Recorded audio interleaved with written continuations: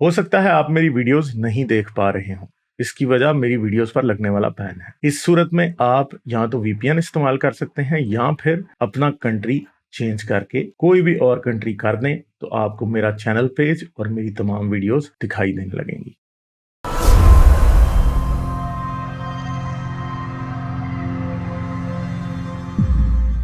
चलें टिंटन से बात करते हैं। हेलो। जी वाले भाई, कैसे हैं आप? मैं ठीक हूँ जी, आप कैसे हैं? वाले भाई, बहुत मुबारक हो। काफी आपका अच्छा डिबेट था और मेरे ख्याल से जैसे बहुत लोग कह रहे हैं, आप काफी स्ट्रांग आपकी पोजीशन थी। वो बेचारे दूसरे साहब जो थे वो तमीज से बात कर रहे थे, लेकिन काफी डॉज कर रहे थे और स्ट्रेट आउट रिफ्यूज कर रहे थे आपकी जितनी एविडेंस थी।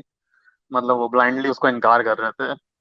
तो मुझे लेकिन उससे दो तीन सवाल आए जिसमें मुझे आपसे थोड़ी सी नॉलेज गेन करनी थी कि दो तीन चीजें थी बेसिकली। जो बाकी सपोर्टिंग एविडेंस और फॉसिल्स की बात करते जा रहे थे लोग, और ये भी बंदा भी बात कर रहा था, तो मतलब मुझे यहाँ तक समझ आती है कि हम फॉसिल्स के अंदर भी डीएनए देख सकते हैं। जो रिजर्व प्रिजर्व फॉसिल्स होते हैं कुछ, उसकी भी डीएनए हाँ, जैसे एनालिसिस हो सकती नियांडरथाल है। और डेनिसोवंस का डीएनए हमने निकाला है फॉसिल्स से।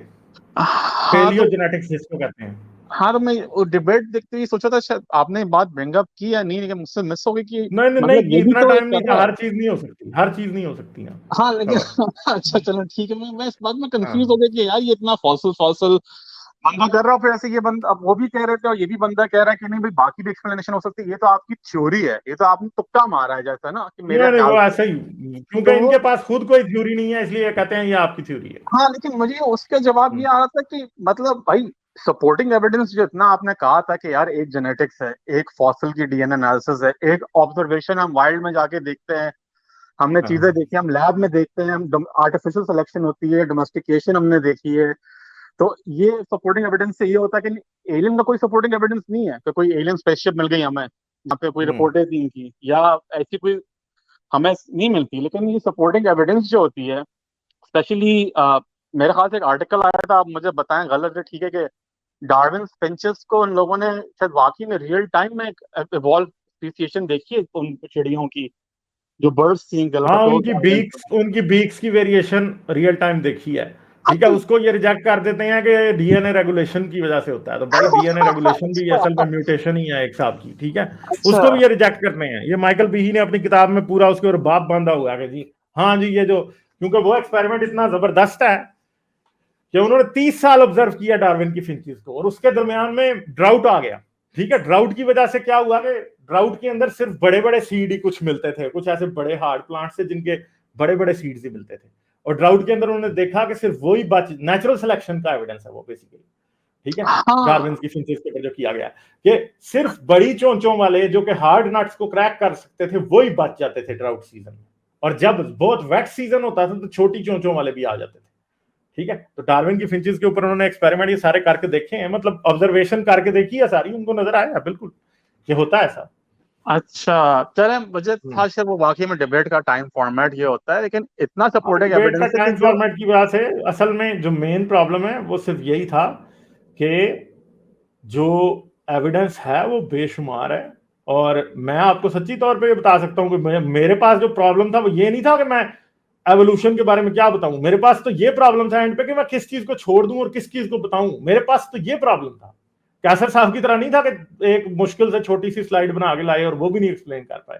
मेरे पास 10 स्लाइड्स बनी हुई पड़ी हैं इसी तरह। ठीक है, अच्छा मेरे नहीं पास तो इतना एविडेंस है इस बारे में।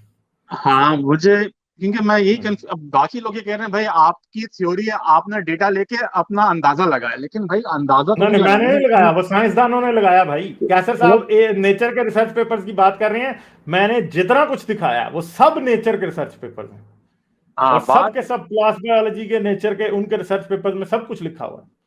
ठीक है, हाँ जो जो क्रोमोसोम 2A वाला जो रिसर्च पेपर है वो 2005 का वो रिसर्च पेपर है, जब 2001 का वो रिसर्च पेपर है जब इंसान और चिंपैंजी, जब ह्यूमन जीनोम प्रोजेक्ट हो गया था।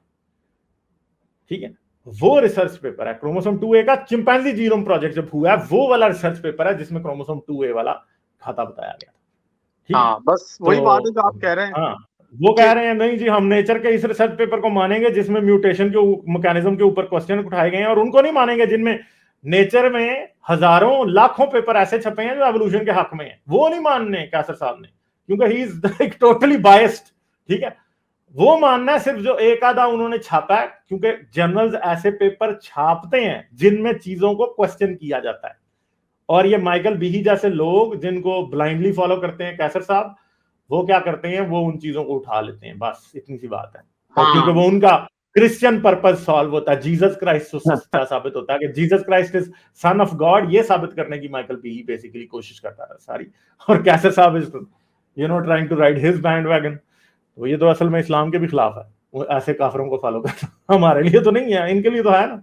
हाँ सही बात है। मैं इनकी जो एक मुझे बात वो हो रही थी कि मुझे बहुत मतलब स्टूपिड नहीं मैं लफ्ज इस्तेमाल करना चाहूँ, लेकिन अब क्या बोलूँ, मुझे समझ दूसरा लफ्ज आ नहीं रहा, कि आप डेटा दे रहे हैं और उस पर आप अपनी ओपिनियन डाल रहे हो। मैं ये सोच रहा था कि यार ओपिनियन इसमें कहाँ की ओपिनियन है? इतना सपोर्टिंग एविडेंस, फॉसल का डीएनए, फॉसल के पूरे आप लाइन बना लेते हैं ट्री की, वो बैक्टीरिया में आप लैब में एक्सपेरिमेंट करते हैं, आर्टिफिशियल सिलेक्शन है, जो आपने इतनी भी मजीद बातें की हैं जेनेटिक्स में, तो ये तो सपोर्टिंग एविडेंस से कोई अंदाजा तो नहीं है ना ये कि हमने अंदाजा लगा के कैसर साहब का असल में ना, कैसर साहब का मेजर जिसको कहते हैं ना ब्रेकडाउन हो गया था। क्यों? कैसर साहब समझ के आए थे कि वो जी ये तो फॉसिल से बात करेगा, और फॉसिल्स का तो इंटरनेट भरा पड़ा है, ये इंस्टीट्यूट ऑफ क्रिएशन रिसर्च और ये क्रिश्चियंस ने इतना फॉसिल के ऊपर बेतुके आर्ग्यूमेंट्स बनाए हुए हैं। तो आई जस्ट मेड हिम, वो कहते हैं ना कि वो आर्ट ऑफ वार में लिखा है कि fight where the enemy is not, वहां पे लड़े। तो भाई मैंने तो आपके साथ ये किया है और आप बेचारे तिलमिला गए हैं, आपको समझ ही नहीं आई कि हुआ क्या। तो कैसर साहब शायद समझ रहे होंगे कि मैं, और कैसर साहब का मेन मसला था कि हाँ जी अब गालिब फॉसिल्स को सही साबित करने की कोशिश करे, तो फिर जो मैंने क्वेश्चन तैयार किए हैं फिर मैं वो करूं, तो भाई वो मौका ही नहीं आया ना। तो इसका मतलब है कि स्टूपिड मैंने तो वो काम किया जो मुझे करना चाहिए था, आप अपनी तैयारी नहीं करके आए। आपको चाहिए था कि आपको जेनेटिक्स पे एक दो किताब पढ़ते and then come and talk to, ठीक है। वो दोबारा भी कर सकते हैं कैसर साहब, इसी टॉपिक पे दोबारा कर लें तो हम दोबारा, आप जेनेटिक्स पे आके इतराज बता दीजिएगा, ठीक है। फॉसिल्स के ऊपर भाई मैं तो आपको वो एविडेंस दिखा रहा हूं जो डेफिनेट एविडेंस है, जिसको ऑब्जर्व करना बहुत आसान है, ठीक है। मेरे ख्याल में एनाटॉमी के ऊपर बहसें करना, ना तो कैसर साहब पेलियोंटोलॉजिस्ट है और ना मैं हूं, ठीक है। मगर जेनेटिक्स को हम दोनों किताबों में पढ़ के हमें आसानी से रिसर्च पेपर पढ़ के हमें समझ आ सकती है। तो इतनी सी बात थी जो कि कैसर साहब को समझ नहीं आई, मगर उनकी जो जितना भी रोना धोना है उसका मेन मकसद ये था कि उन्होंने शायद काफी कुछ तैयार किया होगा फॉसिल्स पे मगर उनको मौका नहीं मिला। तो I am sorry for that. पहला मुझे बस ये जरा क्लैरिफिकेशन है, मैं पैलियोंटोलॉजी में शौक से मतलब फॉलो करता हूँ, उसमें जरा हिस्ट्री होती है, और पीबीएस का एक चैनल है इयॉन्स, मुझे बहुत मजेदार लगता है, बच्चों के लिए होता है और यंग एडल्ट्स के लिए होता है। बहुत मजेदार तरीके से वो लोग स्लाइड्स मतलब पोस्ट होते हैं, बनाते हैं, बताते हैं चीजें, मजेदार टाइटल्स होते हैं। तो मैं बहुत शौक से देखता था, मुझे उससे और एवोल्यूशन समझ आती है कि भाई एक और चीज है ना कि कितना को पैथेटिक हो सकता था कि एक बंदा कैम्ब्रियन एक्सप्लोजन को ह्यूमन एवोल्यूशन में घुसा रहा है। यार ये तो क्वेश्चन मुझे कह रहे हैं कि आपने ह्यूमन एवोल्यूशन डिस्कस की, तो आप कैम्ब्रियन एक्सप्लोजन डिस्कस कर रहे हैं जो कि ह्यूमन एवोल्यूशन का सब्जेक्ट ही नहीं है यार। मतलब how desperate can one get.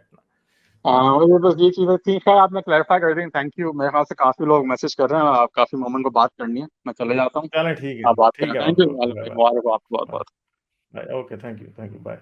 Like, share और सब्सक्राइब करना मत भूलें।